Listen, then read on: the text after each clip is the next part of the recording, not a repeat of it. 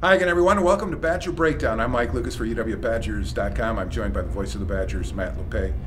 If someone would have told me in August that a 4-5 Indiana team would control its own destiny in November, I would have been too dumbfounded to have a response. Yeah, probably would have taken a while to say, are you kidding? That's the way the league is this year with what's up, as everybody knows, with Ohio State and Penn State. And, we have to give Indiana some credit here. We do. They lost some tough games early. Michigan State, coulda, shoulda. Ohio State down to the wire. Stepped out of conference in the middle of Big Ten play. 1-point loss to Navy. They've won the last two. They've gone down to Illinois and won. And then last week against an Iowa team, they got behind early, a couple of scores, but to the credit of IU, it came back.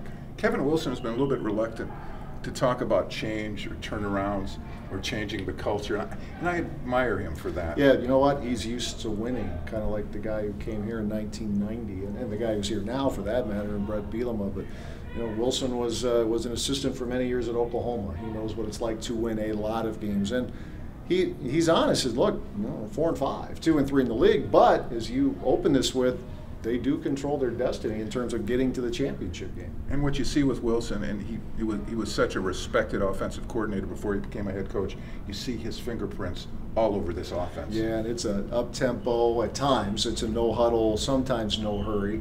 And sometimes you better get there right away because they're going to snap the ball right away. And two pretty good quarterbacks, and it works. It's always that controversy. Can you play two if you have two? Do you really have one? Well, they do.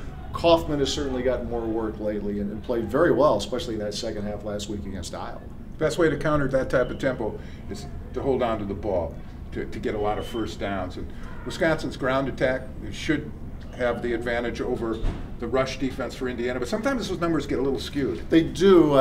Indiana did a good job last week against Iowa. Spread teams can cause them problems, but I think Indiana's defense is getting better. A couple weeks ago, they did a great job getting pressure on the quarterback against Illinois, 7 sacks in that game. But you're right, even though Indiana is a team that doesn't worry about time of possession, it's last in the league, but scores a lot of points. But to your point, I think it's important for the Badgers offense.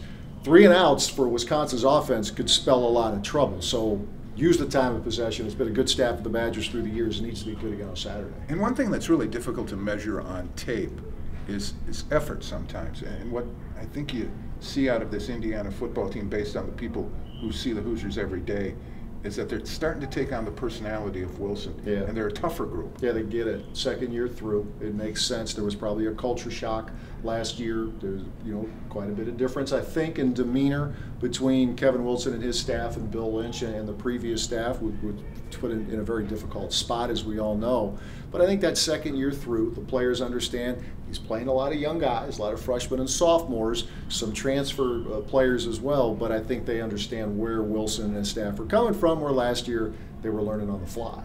Fans are typically fixated on quarterbacks, and I can understand why. We all are.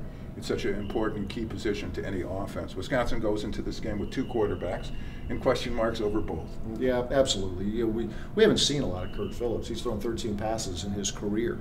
Danny O'Brien has started a handful of games here. In fairness to him, he's been in some pretty difficult spots, playing an Oregon State team that's turned out to be a lot better than anybody thought, going in late against Nebraska, going in the second half against a very good Michigan State defense. So has he played as well as he would like? No, but he's been in some difficult positions. So I don't think either player would want to admit it, but I think either way, it has the makings of being a pretty good personal story. The way one has come back from injury, the way another has come back from maybe subpar play.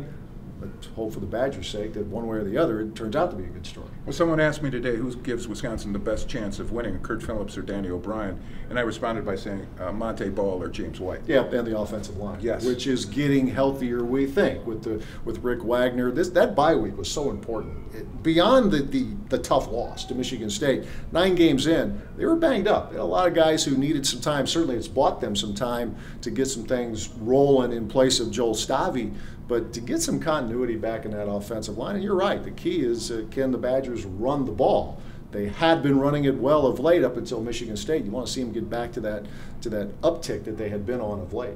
For about 3 hours on Saturday, it's possible, I'm not saying it'll happen, it's possible Indiana fans will not think about basketball and think about football? Some of them will. Yeah, I'm curious, like you, as to what the atmosphere will be. Yeah. We've been down if there is one. Yeah, exactly. I mean, some years there really hasn't been. A lot of years there hasn't been. But I think there's a glimmer there that hasn't been there for a while for Indiana. So I'm like you. I'm curious to see what kind of crowd it's going to be and how loud it's going to be. For Matt Lepay, I'm Mike Lucas. Thanks for watching Badger Breakdown on UWBadgers.com.